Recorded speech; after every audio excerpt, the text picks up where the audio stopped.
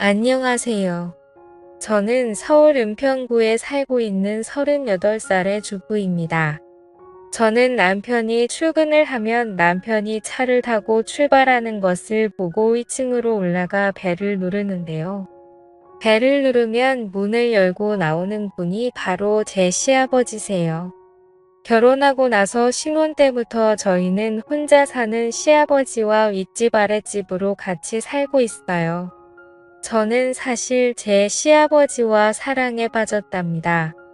제 시아버지는 오래전 제가 회사를 다닐 때 제가 짝사랑을 하던 선배였어요. 키도 훤칠하게 크고 워낙 성격이 좋아서 회사에서도 여직원들 사이에서 인기가 많았어요. 나이는 저보다 17살이 더 많으시지만 저는 제 마음을 잘 알아주고 제가 하는 행동들 하나하나 다 귀엽게 봐주시는 제 시아버지를 사랑하고 있습니다. 제가 문을 열고 집에 들어가 아버지가 드실 밥을 해드리면 아버지는 반찬을 만들고 있는 저에게 다가와 사랑한다고 말하며 살짝 입맞춤을 해주시는데요. 제가 정말 사랑하는 사람이 뽀뽀를 해주고 그럴 때면 사실 얼굴이 붉어질 정도로 기분이 너무 좋아서 반찬도 필요 이상으로 많이 하게 돼요. 뭔가 제가 예전부터 좋아했던 남자가 저에게 애정 표현을 해주는 것은 결혼한 남편이 저에게 해주는 애정 표현과는 조금 다른 것 같아요. 남편이 아침을 안 먹고 나가면 저는 그 반찬들을 통해 시아버지네 집으로 가져가 같이 먹고 커피도 한잔하면서 둘만의 시간을 보내곤 해요. 남편은 저와 시아버지가 이렇게 지내는지는 모르고 있었어요. 시아버지가 제 직장 선배인 것도 모르고 저와 시아버지가 서로 사랑하는 사이라는 것도 전혀 모르고 있어요. 그래서 들키지 않게 조심해야 하는데 그게 너무 마음처럼 잘 되지는 않네요. 가끔 시아버지가 남편이 집에 있을 때 오셔서 같이 과일을 먹거나 차를 마시게 되면 혹시나 남편이 눈치를 챌까봐 두려웠어요. 남편의 집에 도착하는 시간은 항상 7시 반이어서 그때까지는 저와 아버지는 항상 붙어 있을 수 있었어요. 같이 영화도 보고 책도 읽고 차도 마시면서 즐거운 시간을 보내기도 하는데요.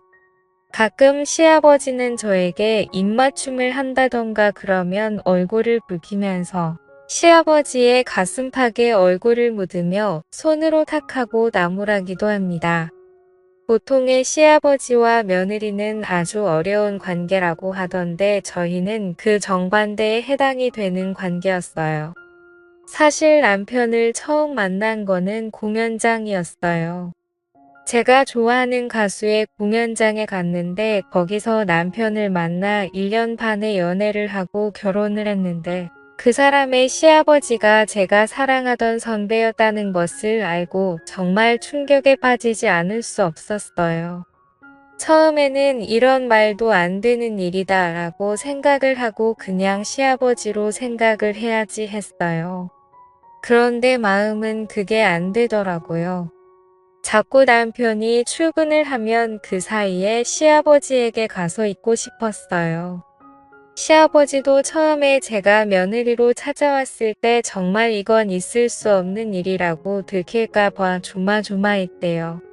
그런데 이렇게 아들이 출근을 하고 나서 아무도 없을 때 둘이 있게 되니 너무 좋아서 아무 생각도 안 난다고 해요. 정말 한 쌍의 연인처럼 그리고 남편보다 더 부부같이 생활을 해서 정말 시아버지가 제 남편이었으면 좋겠다고 생각을 할 때가 많아요. 그해 여름에 저와 시아버지는 결국 실수를 해버리고 말았어요. 제가 연애 때처럼 시아버지의 집에 가서 문을 열고 들어가서 시아버지가 드실 반찬을 만들어 냉장고에 넣고 혹시 시아버지가 깨셨는지 궁금해서 방으로 들어가 보았어요. 그런데 시아버지는 러닝 하나에 속옷만 입고 주무시고 계셨어요. 저는 그런 아버지를 사랑스러운 눈빛으로 바라보고 있었는데 그때 시아버지가 눈을 뜨고 저를 보는데 그만저도 모르게 아버지에게 다가가 버렸어요.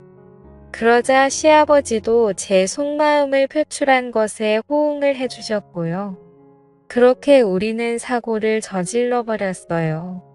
저와 시아버지는 그때부터 남편 몰래 만남을 이어오고 있습니다. 처음에는 그냥 너무 사랑해서 한 번만 실수했다라는 생각으로 시작했는데 점차 그런 생각은 없어지고 둘만의 즐거움으로 변해갔어요. 이제는 남편한테 들켜도 상관이 없다는 생각이 들었습니다.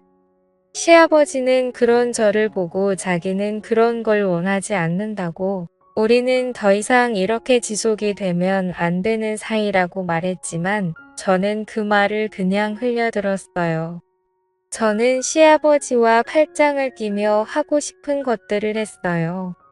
그렇게 계속 저희가 만나고 있다는 것을 남편이 알게 되었어요. 남편이 외근을 가다가 저와 시아버지가 같이 있는 것을 보고 수상하게 생각하여 길을 따라오다가 결국 저희가 같이 호텔로 들어가는 것을 보게 된 거예요. 정말 아니라고 부인할 수 없는 증거를 잡히게 된 거예요. 남편은 호텔에서 저와 아버지를 보고 저는 잘못했다고 무릎을 꿇고 울면서 빌었지만 남편은 받아주지 않았어요. 남편은 도련님과 아가씨에게도 이 사실을 모두 다 말해버렸고 저와 시아버지는 그때부터 지옥이 뭔지 알게 되었어요. 남편은 우리가 사는 아파트부터 시작해서 단지 내에 저와 시아버지가 자기 몰래 쓰레기 같은 불륜을 저질렀다.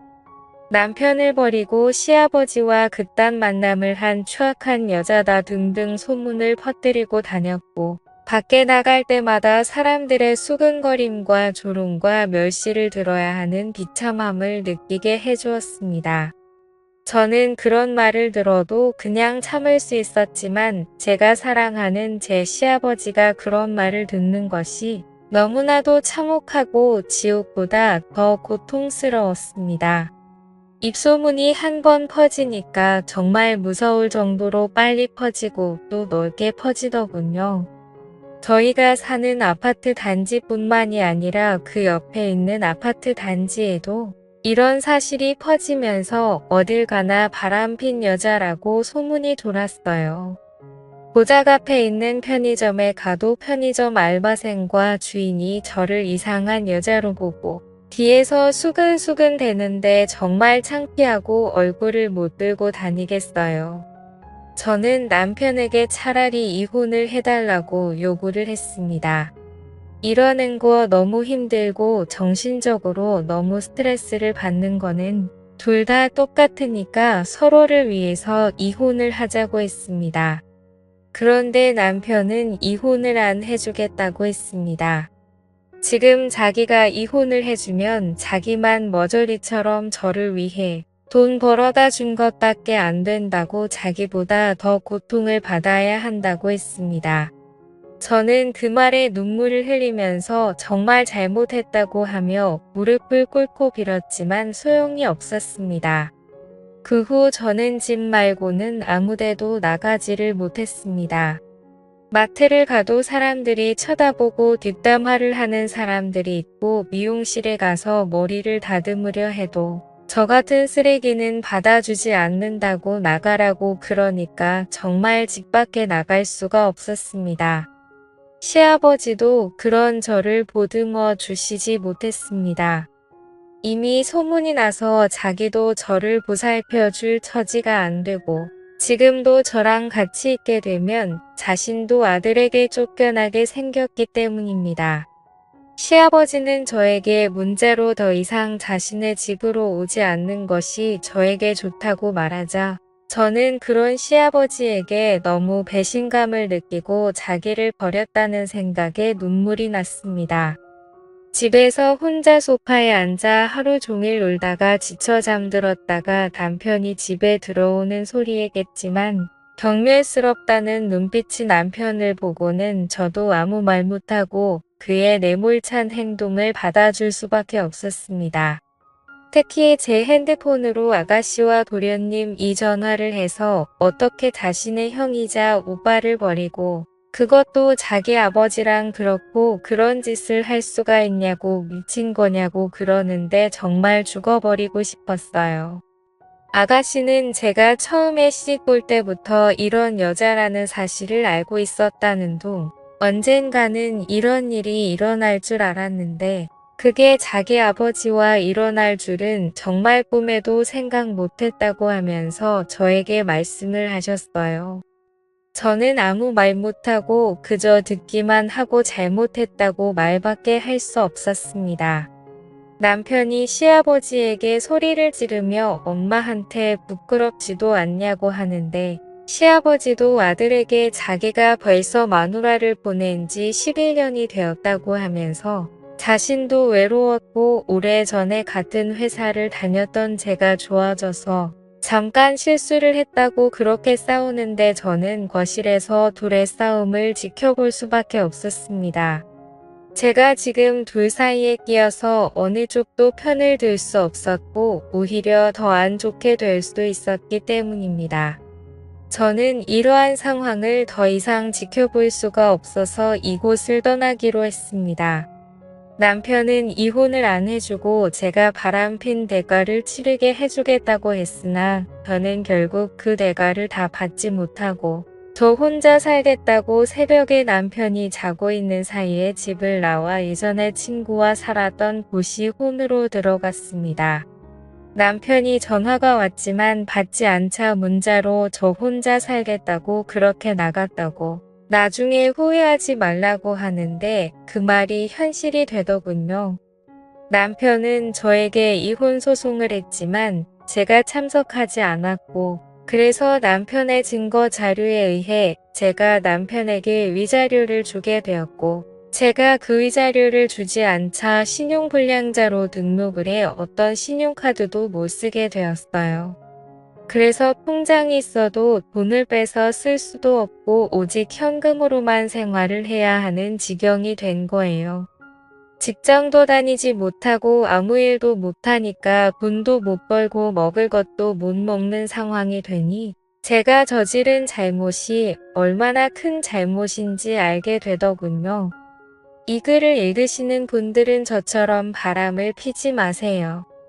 한 번 잘못된 선택을 하는 순간 그 뒤부터 정말 힘들어집니다. 그러니까 사랑해서 결혼을 한 배우자와 평생을 같이 하시고 다른 그 어떤 이성에게도 마음을 주지 마세요. 오늘의 사연은 여기까지입니다. 오늘의 사연을 듣고 여러분들은 어떤 생각들을 하셨나요? 여러분들의 생각들을 자유롭게 댓글로 공유해 주시면 감사하겠습니다. 저는 더 재미있는 썰 이야기로 돌아올 것을 약속드리며 오늘 영상은 여기서 마무리하도록 하겠습니다. 오늘 영상도 시청해 주셔서 대단히 감사합니다.